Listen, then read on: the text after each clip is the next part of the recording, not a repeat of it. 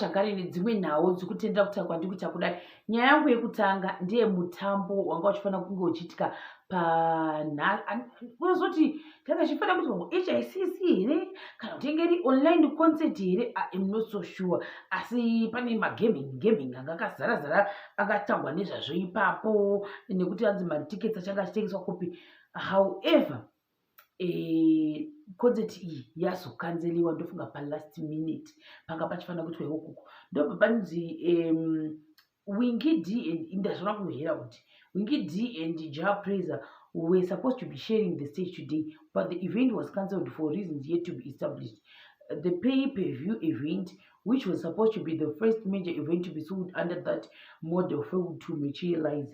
The organizers released a vague statement apologizing to fans who were eagerly anticipating performances from two leading artists of their generation. Above stage it's just unfortunate kuti hazvina kuzoitika. Ndobva vanhu vanonzi kese vacho nikuda ndononzi kese concert here oroka yese. We regret to advise that despite our efforts, it has become impossible to proceed with the JahPrayzah and WinkyD Best of Both Worlds pay-per-view event as initially scheduled. We will update you on further details soon. We sincerely apologize. Do zvavataura apa. Saka iyi yanga ichingotenderera yakanzi keyese okaise concert getaway stream music. I don't know how this thing works. Iyo vanhu vari ndovanonyatsa kuzva kuti chachifamba seizve stream music. Best of Both Worlds live by request 18 December 2020 PPV pay-per-view $2. Hazoti ungafanira kuenda painternet here, waenda painternet wondobhadhara kuti ndoda kuona here. I'm not so sure. Ndingaita disclaimer zvekuti hazvinhu asingazii handidi ndinandogumira ipapo, asi yakanzelewa. Vanhu vagwadzi vasingamboiti, vanhu vabatikana kuti kunikuda kwei hazviukwadzisisa. Ndozvandodi zvandokwanisa kutaura apa. Tochibvapo toenda zvakare kune dzimwe nhau dzakasiyana-siyana dzinosanganisira pakuti kune zvikwadi kuna nhema nhau yekona simowanana nauyu chaimboti dzimwe kuda dzakapera, asi kune details akasiyana-siyana anoramba achikuda achinzi mai vasimowana wakata zvakati, but izvozvo zvinati ingaindisiyani nazvo ndongobata pakuti ndangono atikura kakanyorwa nzanzi vari kuda kuita another memorial kana kuti nyaradzo second one ine chitendero chavo iwe. Zvina kushata zvakangonaka sezvo ivo vasina kwasata sei kutawo ndofunga zvavaida kuita nezhira yavo. For the meantime vadii nguva regawo vaitewo nyaradzo ndofunga nezhira yavanoonawo inoita kudi kwavo. Handifungi kuti pane chakashata ipapo, so hanzi kuti zvichafamba sei, vachaita here kana kuti havaiti. Asindangozvona zvichitenderera zvakare. Vamwe vakati no, let this woman moan as well, nekuti you guys muda kuramba muchimukriticize.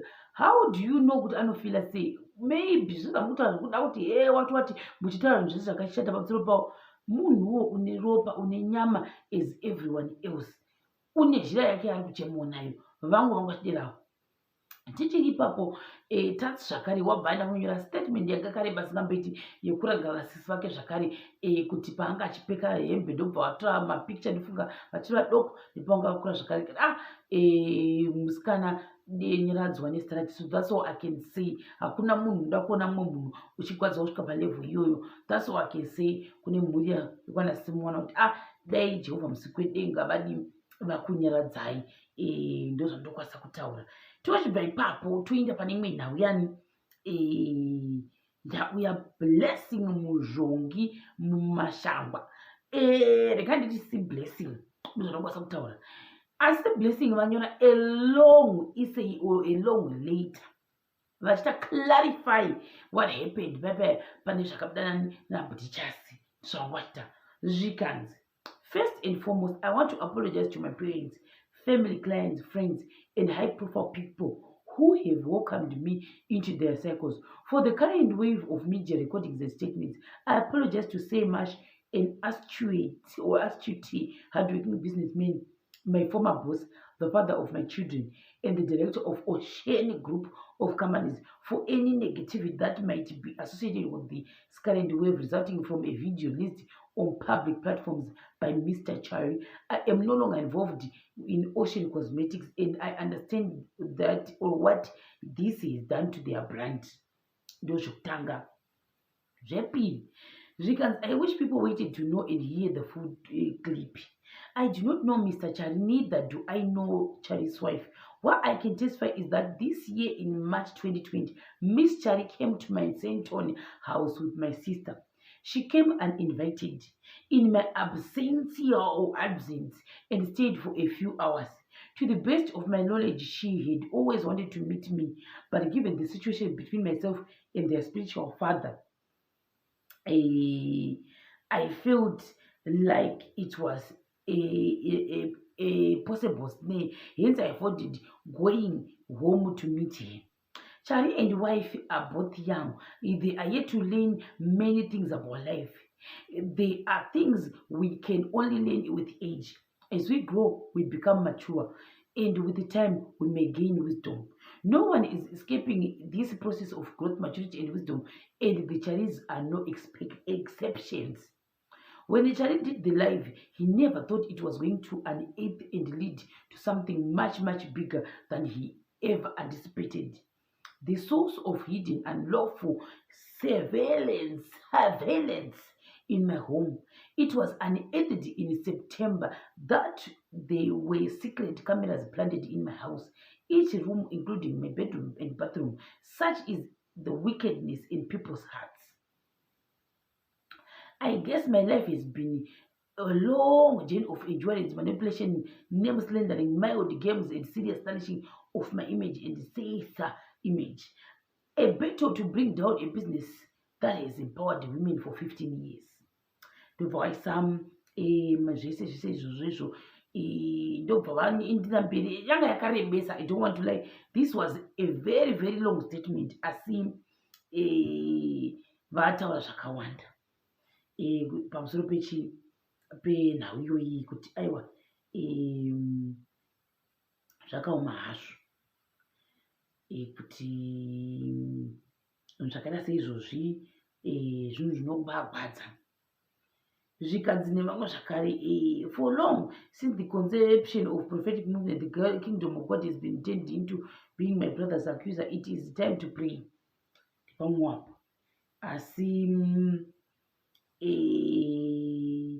it was long.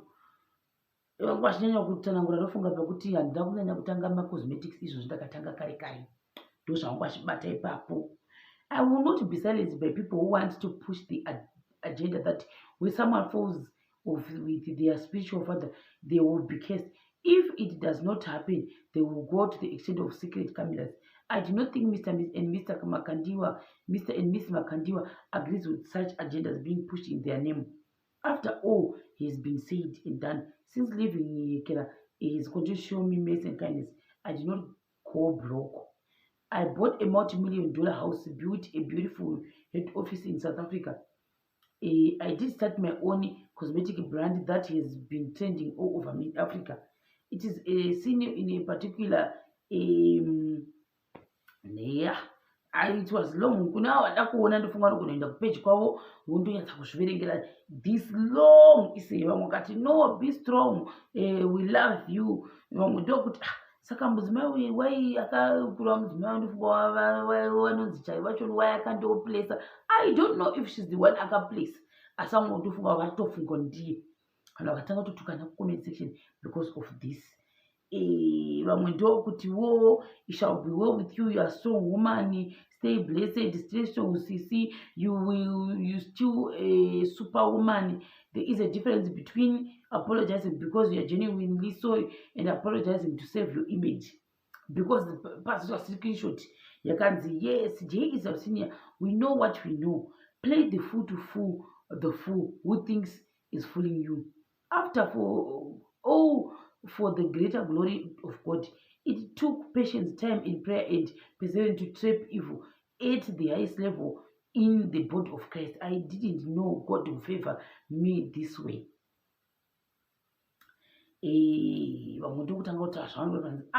You people make my mind overwork over time. Why? Saka are you in a heart? Zvikanzi zvakare nevamwe my sister, why don't you just ignore and move on? Vamwe do not continue with exposing stories. Let God expose Chandani himself. He is the mighty man of God. Do you want to go? My advice to you is count your losses and walk away.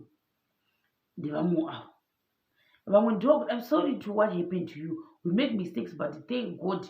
The one of the beauty of Christianity is forgiveness. Advice in life: don't keep it will eat you alive. Zikanzi, you are better than I thought. I won't blame you because everyone falls, but how you rise matters. My sister, you have your life, and Jacob has his life. So if you know God, don't allow those charlatans to use you for the sake of money. I don't know how much living. I have no idea what the charlatan is. Maybe I have to Google it. What is a charlatan? Because now it has become a popular way to go to charlatans. They are popular. I feel for you and the situation you have found. We're all human beings. However, it's what we do after we realize this was a mistake or that this didn't work out as you thought it would. What a woman of wisdom. My against the men of God. Never scheme and plot to frame another human being. Again. It's must always support you and stay strong. Ndo zvakazara izvozvizvi asi maadvice mazhinji vangu vachiti no iwoka you should walk away nekuti murambi muita sei kuita zvamukuita izvi zvina kushata cheketa sei chingodzidzawo tichinda zvakanaka wamuna zvomukati mevhidhiyo ino ndichakubata zvakamba chikamu chinotevera.